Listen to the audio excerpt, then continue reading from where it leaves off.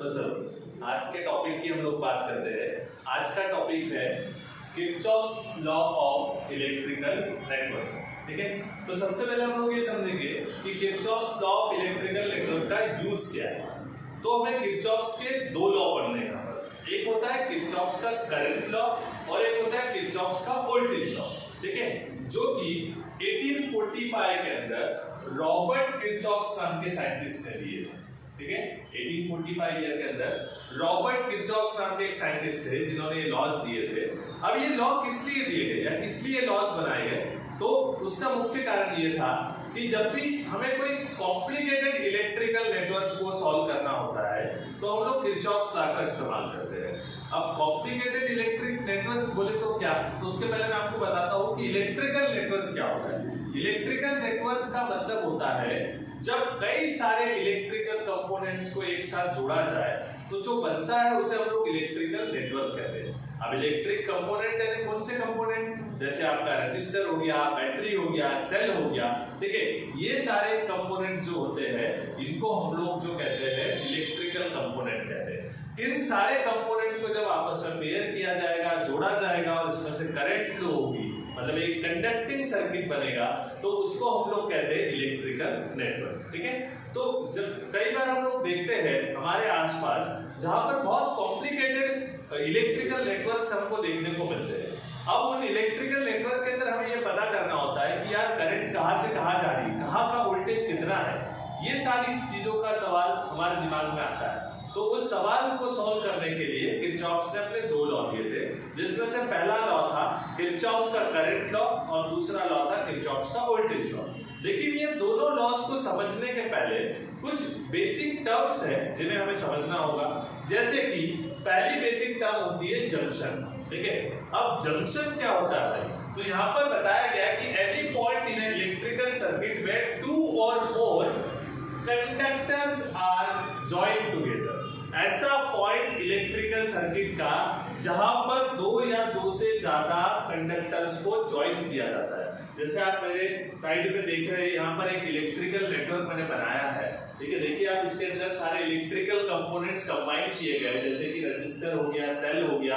तो ये एक इलेक्ट्रिकल नेटवर्क है और इस इलेक्ट्रिकल नेटवर्क के अंदर हम लोगों ने कई सारे कंडक्टर्स दिखाए हैं। तो इसके अंदर अगर आप देखें, इसमें अगर मुझे जंक्शन ढूंढना होगा तो मैं ऐसे पॉइंट को ढूंढूंगा जहां पर दो या दो से ज्यादा कंडक्टर को ज्वाइन किया गया है। जैसे कि मैंने इस पॉइंट को, एक पॉइंट को मेंशन किया है ए से। अब ए वाला जो पॉइंट है, यहाँ पर आप देख रहे हैं इधर का भी एक कंडक्टर आ रहा है, इधर से एक कंडक्टर आ रहा है और इधर से एक कंडक्टर आ रहा है। तो ये तीनों कंडक्टर्स जो है ए पॉइंट पर आकर जुड़ रहे हैं, तो इस ए पॉइंट को हम लोग क्या कहेंगे, जंक्शन कहेंगे।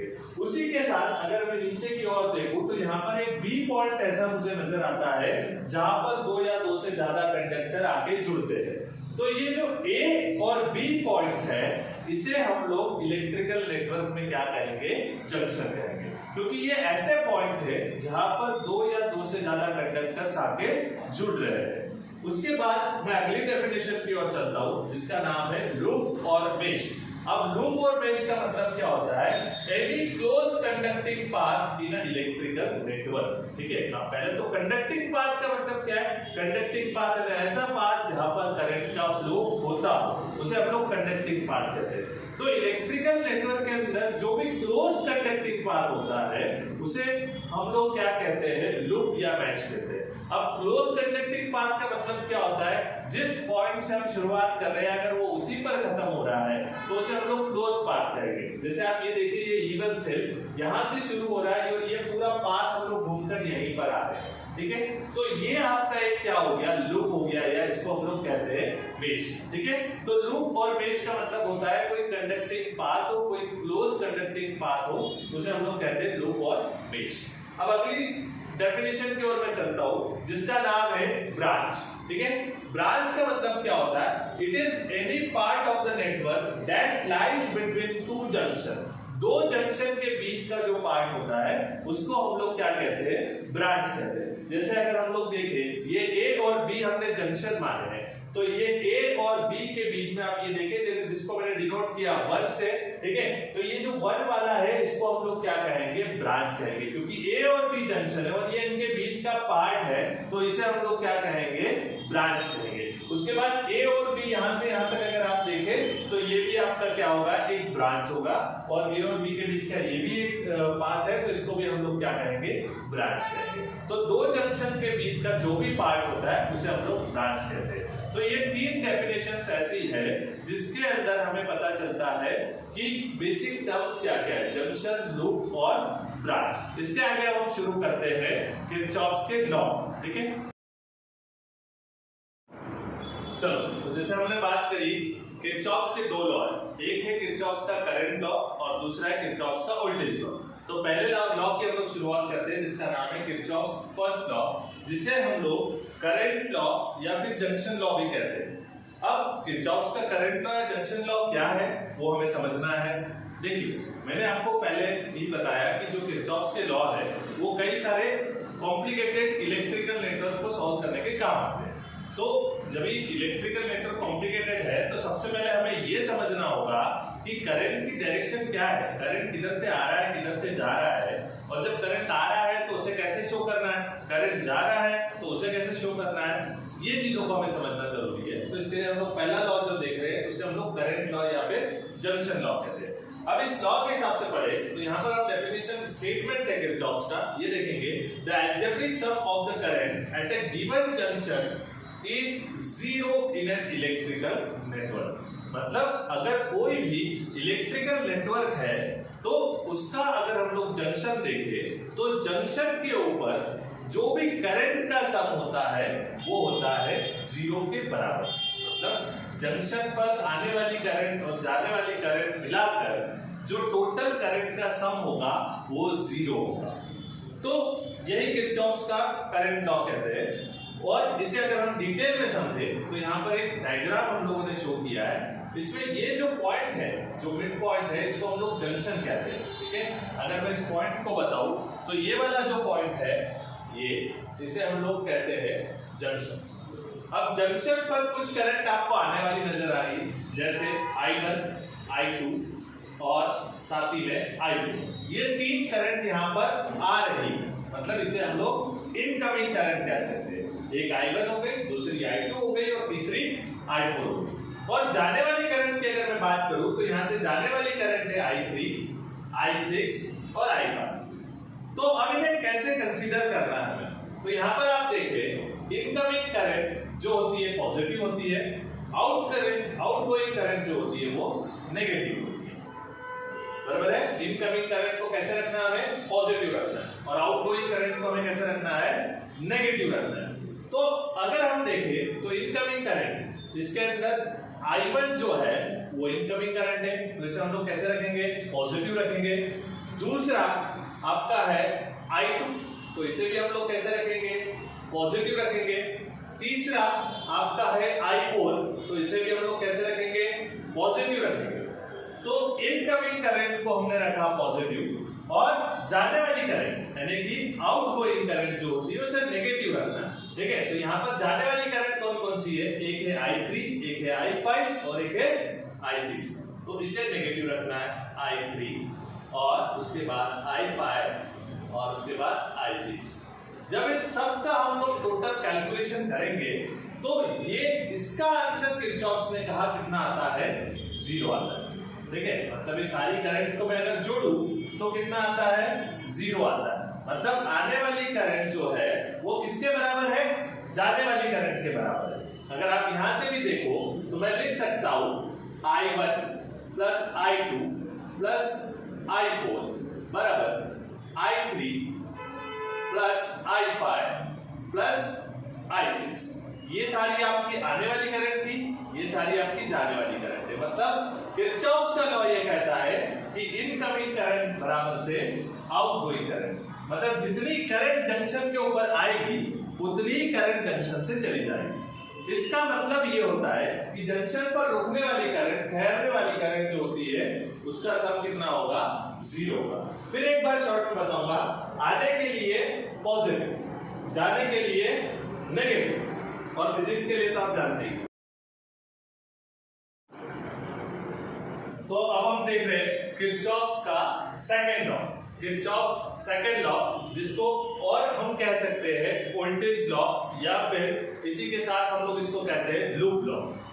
ये एग्जाम में अलग अलग नाम से आ सकता है, जैसे सेकंड लॉ भी कह सकता है या वोल्टेज लॉ भी कह सकता है।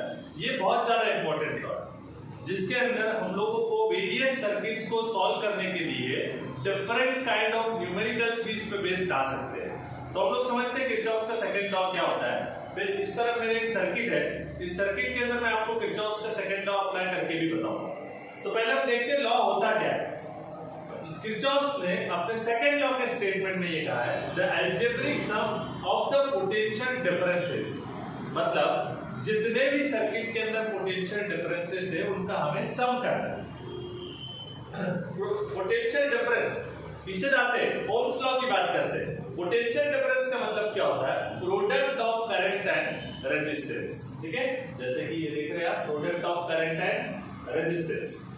तो करंट और रेजिस्टेंस का प्रोडक्ट करके हम लोग सर्किट के सारे पोटेंशियल डिफरेंसेस को फाइंड करेंगे और फिर उन सब का हम लोग सम करेंगे। उसके बाद उस सर्किट में जितने भी ईएमएफ्स हैं, यानी कि इलेक्ट्रोमोटिव फोर्सेस, उन सब का भी हम लोग क्या करेंगे, सम करेंगे, और एट लास्ट हम उन दोनों का सम करेंगे। इसका मतलब ये है कि मुझे सारे पोटेंशियल डिफरेंसेस का सम करना है, summation of potential differences plus summation of EMFs.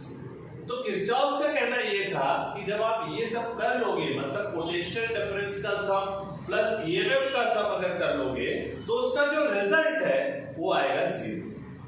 जैसे किरचॉफ्स करंट लॉ के अंदर क्या कहा गया, किरचॉफ्स करंट लॉ के अंदर ये कहा गया है कि जंक्शन पर जो टोटल करंट का सम होता है वो 0 होता है। वैसे ही सर्किट के सारे ईएमएफ और पोटेंशियल डिफरेंसेस को ऐड कर दिया जाए तो इट विल इक्विवेलेंट विद 0। तो ये किरचॉफ्स के सेकंड लॉ का स्टेटमेंट है। अब इसमें भी जैसे हम लोगों ने लास्ट वाले में साइन कन्वेंशंस देखे थे, यहां पर भी साइन कन्वेंशन बहुत इंपॉर्टेंट होते हैं। तो हम लोग देखते हैं साइन कन्वेंशंस क्या है। पहले हम लोग साइन कन्वेंशन देखेंगे पोटेंशियल डिफरेंस के। पोटेंशियल डिफरेंस का साइन कन्वेंशन बनाने के लिए मैंने यहां पर एक वायर दिखाई है, जो है A से B वायर। इसमें मैंने क्या किया है, एक रेजिस्टेंस लगाया है, R रेजिस्टेंस, और यहां मैंने शो किया है कि करंट कहां से कहां जा रही है, A टू B जा रही है। अब होगा क्या, हमें यहां पर ट्रेसिंग करनी हो। इस तरीके से सर्किट में हमें दिखाया गया होगा कि करंट किधर जा रही है और रेजिस्टेंस कहां लगा है, बट हमें साइन कन्वेंशन बनाने हैं। तो साइन कन्वेंशन डिपेंड करते हैं आपके ट्रेसिंग पर। अब ट्रेसिंग क्या है, ट्रेसिंग का मतलब होता है कि आप सर्किट को किस तरीके से पढ़ते हो, उसे हम लोग ट्रेसिंग कहते हैं। तो ये ट्रेसिंग अगर मैं A टू B करूं, मतलब अगर मैं करंट की डायरेक्शन में जा रहा हूं, तो पोटेंशियल डिफरेंस वहां पर नेगेटिव होता है। बोले तो करंट इनटू रेजिस्टेंस मतलब पोटेंशियल डिफरेंस, और ये कैसा होगा, नेगेटिव होगा, क्योंकि मैं इसे करंट की डायरेक्शन में पढ़ रहा हूं। दूसरी बात, अगर मैं ट्रेसिंग करंट के अपोजिट करता हूं, मतलब B टू A जाता हूं, तो यहां पर पोटेंशियल डिफरेंस होगा पॉजिटिव। अब ये तो हमने साइन कन्वेंशन बता दी, लेकिन इसके पीछे लॉजिक क्या है, इसके पीछे लॉजिक ये है कि अगर आप करंट की डायरेक्शन में जा रहे हैं तो आप हाई टू लो पोटेंशियल जाते हैं, तो वहां पर पोटेंशियल डिफरेंस नेगेटिव आता है। और अगर करंट के अपोजिट जाते हैं तो आप लो टू हाई जा रहे हैं, इसका मतलब पोटेंशियल डिफरेंस पॉजिटिव आता है। ये पोटेंशियल डिफरेंस के साइन कन्वेंशन। इसके साथ ही हम लोग देख रहे हैं साइन कन्वेंशन ऑफ ईएमएफ, क्योंकि यहाँ पर हमें ईएमएफ को भी ऐड करना है, उसके साइन कन्वेंशन भी हमें देखने होंगे। तो यहाँ पर हम लोगों ने एक सेल दिखाया है, आपको पता है ये पॉजिटिव टर्मिनल होता है, ये नेगेटिव टर्मिनल होता है। इस सेल का ईएमएफ कितना है, T, और ये भी वायर कहां से कहां तक है, A टू B। अब सेल के अंदर अगर आप पॉजिटिव टर्मिनल से एंटर करके नेगेटिव से निकल रहे, जैसे हमने ट्रेसिंग कहां से कहां तक की है, A टू B जा रहे हैं, तो A टू B जा रहे हैं, इसका मतलब आप पॉजिटिव से एंटर कर रहे हो और नेगेटिव से एडजस्ट कर रहे हो। तो ईएमएफ आपको कैसा लेना है, नेगेटिव लेना है। और अगर आप उल्टा करते हो, बोले तो B टू अगर आप A जा रहे हैं, तो उस केस में आपको ईएमएफ कैसा लेना है, पॉजिटिव लेना है। B2A मतलब आप नेगेटिव से एंटर करेंगे और पॉजिटिव से क्या करेंगे, एडजस्ट करेंगे। यहां पर भी सेम लॉजिक यूज किया गया है।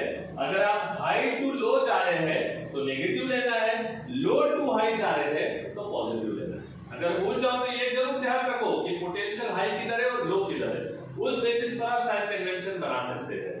अब हम लोग इस सर्किट की बात करते हैं, ये किरचॉफ का सेकंड लॉ उसके साइन कन्वेंशन हो। अब हम लोग देखेंगे सर्किट के बारे में। मैं सर्किट की एक ट्रेसिंग आपको जरूर करके बताता हूं, उसके बाद आप सारी ट्रेसिंग कर पाएंगे। सबसे पहली बात, किरचॉफ के सेकंड लॉ को मैंने आपको पहले ही बताया कि इसे हम लोग लूप लॉ कहते हैं। लूप लॉ बोले तो ये हमेशा एक क्लोज्ड लूप के अंदर हम लोग अप्लाई करते हैं, ठीक है। तो उस कारण से हमें यहां पर सबसे पहले फाइंड आउट करना होगा एक क्लोज्ड लूप। अब मैं क्लोज्ड लूप कंसीडर करता हूं, मतलब जहां से शुरू करूंगा वहीं खत्म करना है, मैंने बताया था आपको। तो यहां पर क्लोज्ड लूप कहां से बनेगा, A B F G A, ये एक क्लोज्ड लूप हो गया। मैं नाम दे देता हूं, लूप का नाम क्या है भाई, A B F G A। इस लूप के अंदर अब मुझे लगाना है किरचॉफ सेकंड लॉ, बोले तो किरचॉफ वोल्टेज लॉ। तो अब स्टार्ट करते हैं। सबसे पहले हमें A से B जाना है। तो A से B में देखें हम यहाँ करंट भी फ्लो हो रही है और रेजिस्टेंस भी है, मतलब पोटेंशियल डिफरेंस बनेगा। हम A से B जा रहे हैं और करंट भी उसी डायरेक्शन में फ्लो हो रही है। इसका मतलब अगर यहां से देखें तो करंट की डायरेक्शन वाला पोटेंशियल डिफरेंस कैसा होता है, नेगेटिव होता है। तो यहां पर A से B जाने के लिए जो पोटेंशियल डिफरेंस बनेगा वो नेगेटिव होगा, मतलब -I1 R1। ये एक बात होगी। दूसरी बात, अब हमें B से कहां जाना है, F जाना है। फिर से हम लोग करंट की डायरेक्शन में जा रहे हैं, तो फिर से क्या बनेगा, नेगेटिव बनेगा। करंट कितनी है अब, I3, रेजिस्टेंस कितना है अब, R5। फिर हमें जाना है F2G और हम फिर से जा रहे हैं करंट की डायरेक्शन में, तो फिर से ये बनने वाला है नेगेटिव। अब करंट है आपकी I1 और रेजिस्टेंस है आपका R3। उसके बाद हमें चलना है G से वापस A। तो यहां पर आप पोटेंशियल डिफरेंस नहीं, यहां पर लगा हुआ सेल, तो सेल के साइन कन्वेंशन देखेंगे। G से F जाना है, मतलब हम नेगेटिव से एंटर करने वाले हैं और पॉजिटिव से एग्जिस्ट करने वाले हैं। जब नेगेटिव से एंटर करेंगे और पॉजिटिव से एग्जिस्ट करेंगे तो ईएमएफ आपका आएगा प्लस में। ये सारे पोटेंशियल डिफरेंसेस को ऐड कर दिया मैंने लूप के, और साथ में मैंने ईएमएफ को भी ऐड कर दिया। इनका सम किरचॉफ के लॉ के हिसाब से कितना होता है, 0। तो इस तरीके से हम लोग लूप के अंदर केवीएल अप्लाई कर सकते हैं। ओके, तो ये था आपका किरचॉफ का सेकंड लॉ।